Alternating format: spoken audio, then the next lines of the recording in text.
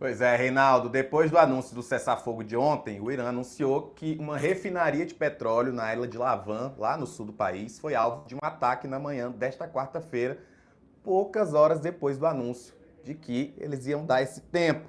Não se informou a origem desse ataque. O Kuwait, por sua vez, afirmou sofrer aí uma intensa onda de ataques do Irã nas primeiras horas depois de anunciado o acordo. E segundo a agência de notícias Reuters, que cita testemunhas no local, estrondos foram ouvidos na região. Nas primeiras horas da manhã desta quarta, também foram registrados ataques dos Emirados Árabes Unidos, no Catar, no Iraque e no Bahrein. E Israel? O governo Netanyahu afirma que a trégua não se aplica a esse caso e manteve disparos contra pontos no sul do país e também na capital do Líbano, Beirute. Num comunicado, o gabinete do Benjamin Netanyahu declarou que apoia a iniciativa americana de interromper as tensões com as forças iranianas, mas condicionou a adesão a medidas imediatas por parte de Teherã. Disse o seguinte: Israel apoia a decisão do presidente Trump de suspender os ataques contra o Irã por 2 semanas, desde que o Irã abra imediatamente o Estreito de Hormuz e cesse todos os ataques contra os Estados Unidos, Israel e países da região. Reinaldo, seria um cessar-foguinho esse aí? Pois é, rapaz, o problema é que aí não existem interlocutores respeitáveis. Essa que é a verdade, né? Os Estados Unidos hoje não são um interlocutor respeitável. Imagine um país presidido por alguém que promete extinguir uma civilização. Ele não prometeu nem atacar os inimigos, ele prometeu extinguir uma civilização em uma noite, né? O governo do Irã, por sua vez, é quem é, enfim, confiável nunca foi, e Israel é governado também por um delinquente. Então, evidentemente, ninguém aí é confiável. Parece que o Trump achou que extinguir uma civilização em uma noite poderia ser algo muito pesado, né, que desencadearia, quem sabe, né, uma nova era para o planeta, não é? Então, adiou por 2 semanas, a pedido do Paquistão, que fez ali uma proposta. Então, vamos esperar 15 dias para que se acertem os termos do cessar-fogo. Existem 10 propostas, nós vamos falar daqui a pouco, feitas pelo Irã, que evidentemente não serão aceitas pelos Estados Unidos, pelo menos não como estão ali. Vamos ver. O fato é que, em meio ao cessar-fogo, como é comum quando esses atores estão envolvidos, em meio ao cessar-fogo, os ataques continuam.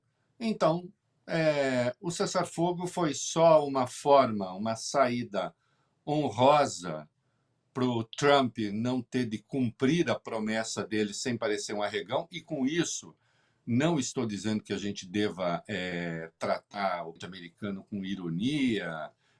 Olha aí, ele amarelou de novo. Não, não se trata disso, nós vamos ver daqui a pouco, né? Agora, o fato é, os ataques estão em curso, né? Tá tudo, todas as evidências apontam sim, o Irã foi atacado, ou foi atacado por Israel, ou foi atacado pelos Estados Unidos. Não está claro. E esses países da região também sofreram ataques. A Reuters está atestando que coisas aconteceram. Sofreram ataques, muito provavelmente, do Irã. Então é isso. Você tem um lema latino que está valendo aí, né? Sil pacem para bellum, né? Se queres a paz, prepara a guerra. Então, quando se fala de paz, fala-se de paz fazendo a guerra o tempo todo, né? Foi o que Israel fez em Gaza. Todas as vezes que anunciou alguma contenção, aconteceram ataques, até em fila de pessoas que estavam buscando comida, né? É o modo como essa gente negocia. Evidentemente, um modo perigoso.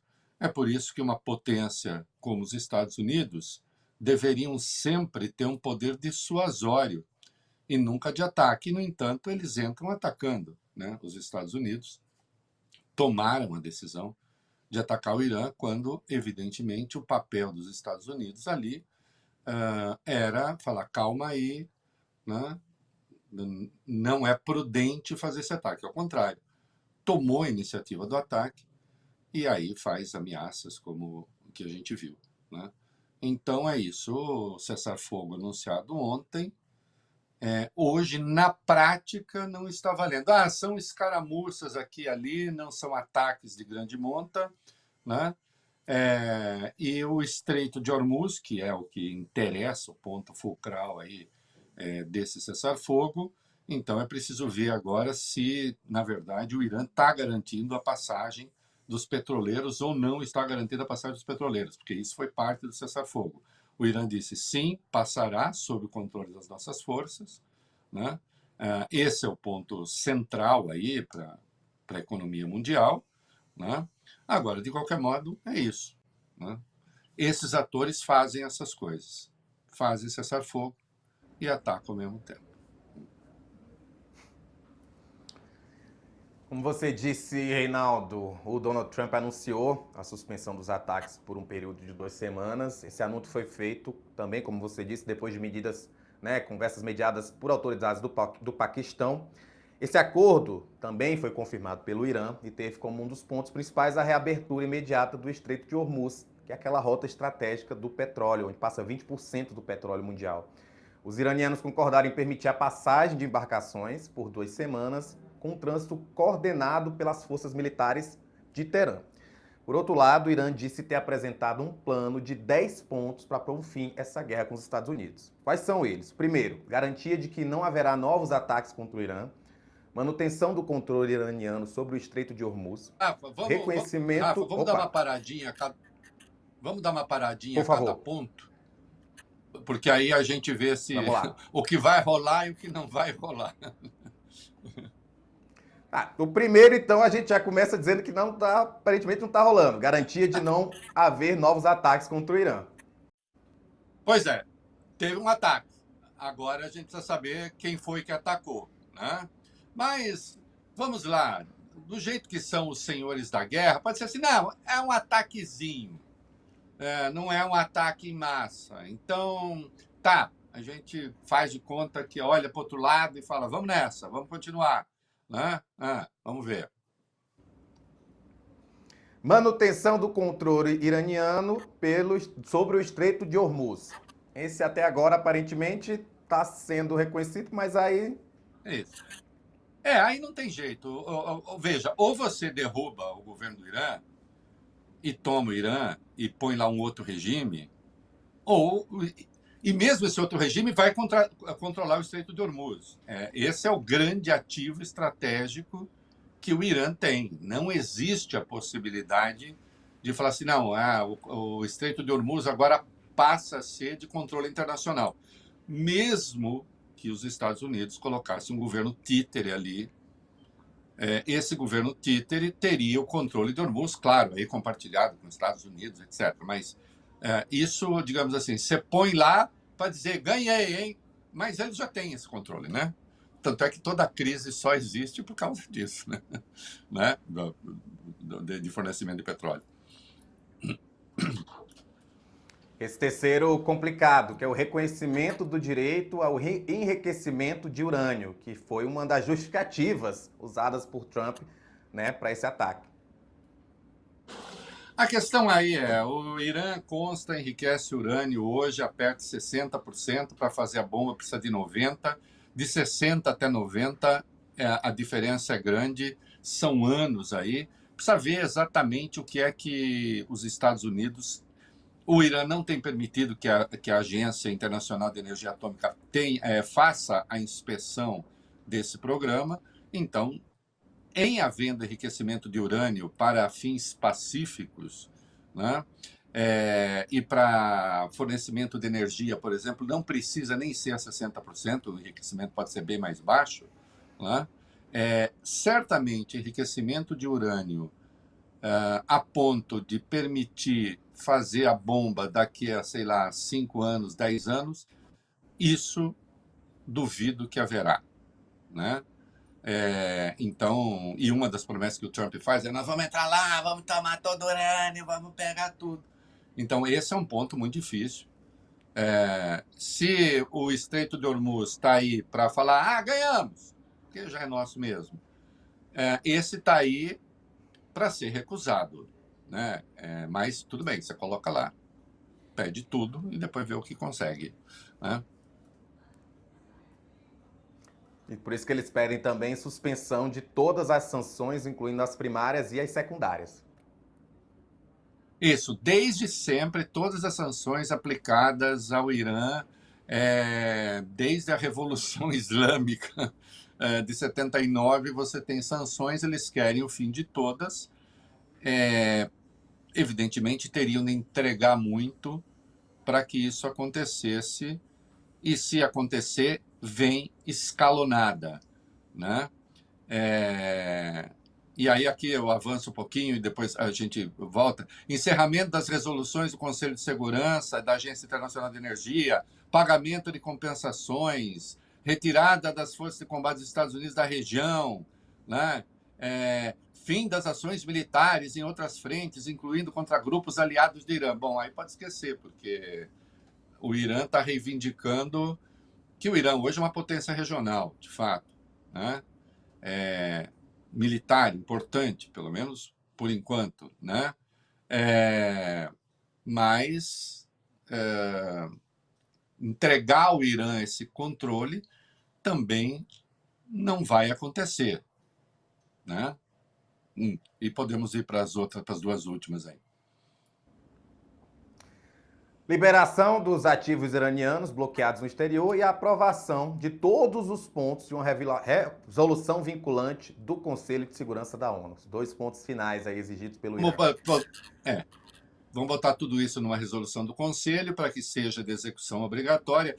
E uma que eu acabei pulando por culpa minha, né? Fim das ações militares em todas as frentes, incluindo o Líbano por causa do Hezbollah.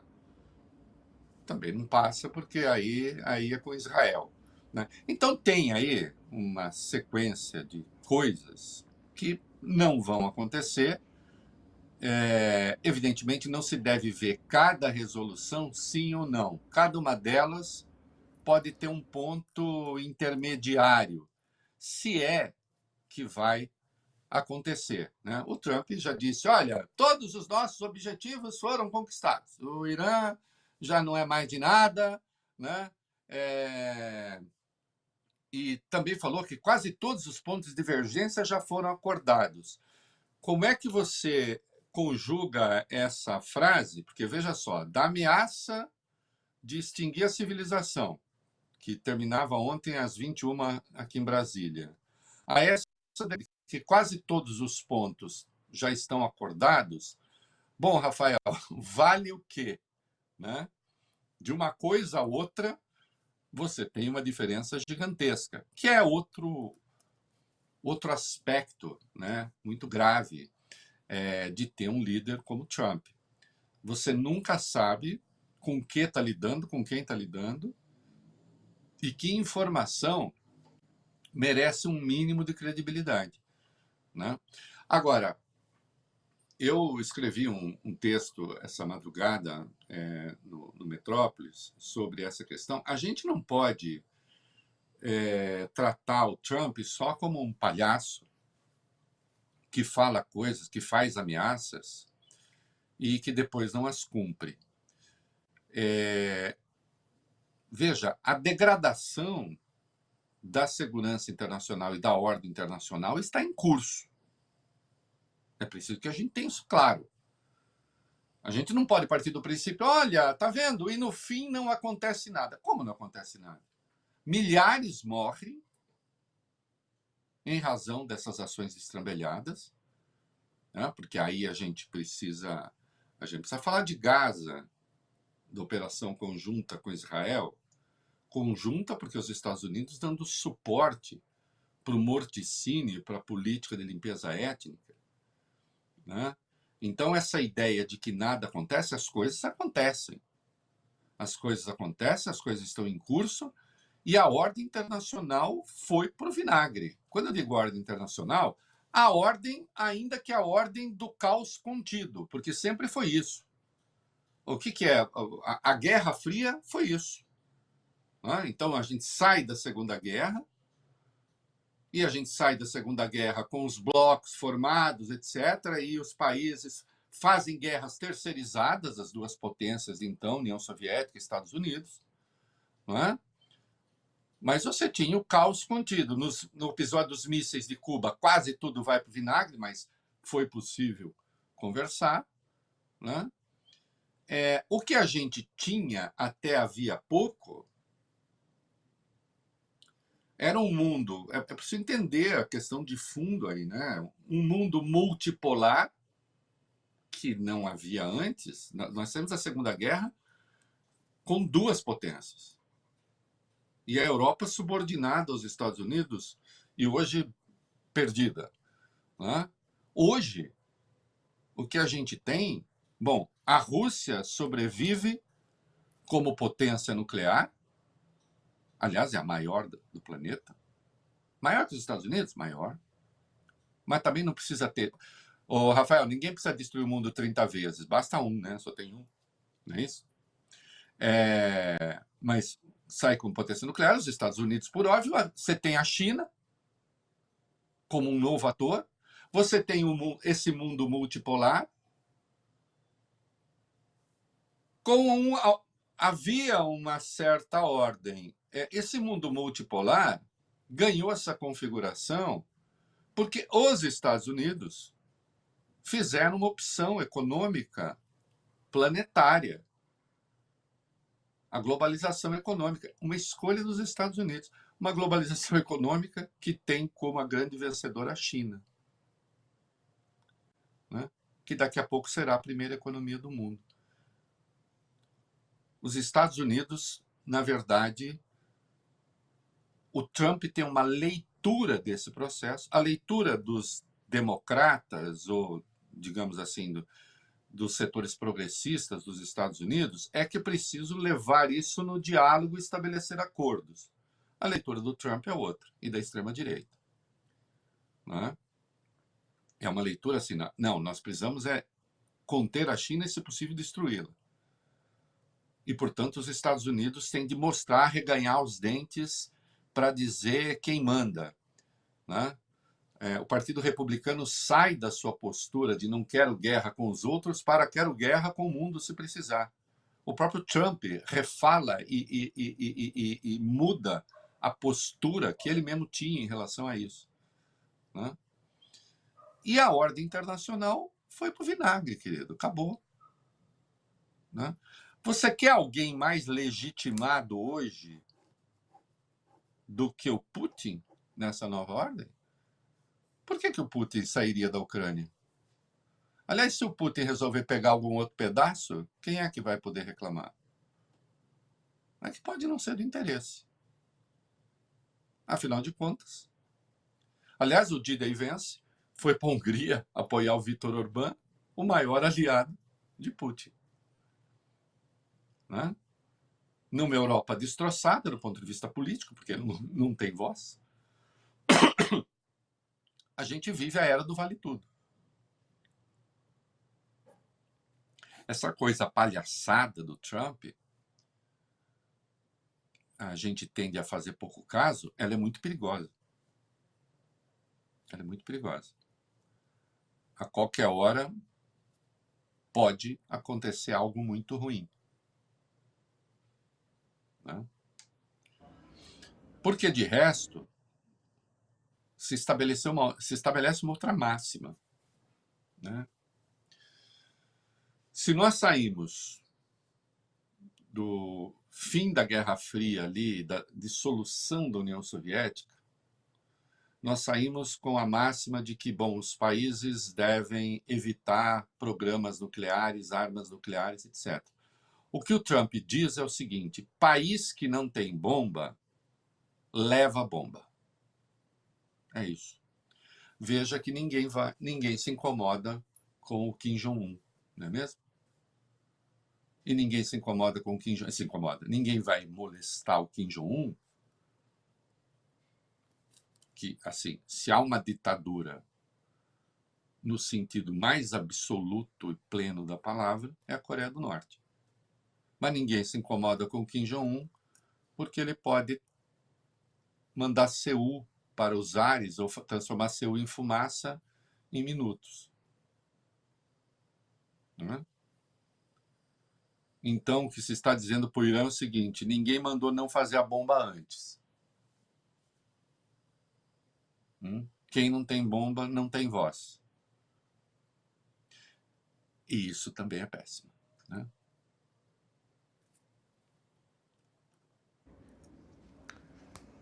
Bora continuar nessa guerra, porque menos de 24 horas depois de anunciar o cessar-fogo, Trump afirmou que vai aplicar tarifas extras de 50% sobre produtos de qualquer país que comercialize armas militares com o Irã.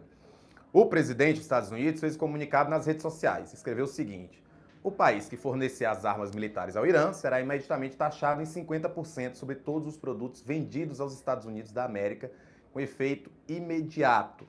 Não haverá exclusões ou isenções. A gente sabe o que é que ele quis dizer com isso, mas o que ele realmente quis dizer com isso, Reinaldo? Olha, veja só, você faz-se uma exigência nova, né? Vem cá, então agora os países só poderão vender armas para os aliados dos Estados Unidos e o Trump vai passar a regular o mundo a partir também da venda de armas, que é uma ambição que ele tem. O que de resto, né, se o país quer compra arma clandestina, inclusive fabricada nos Estados Unidos.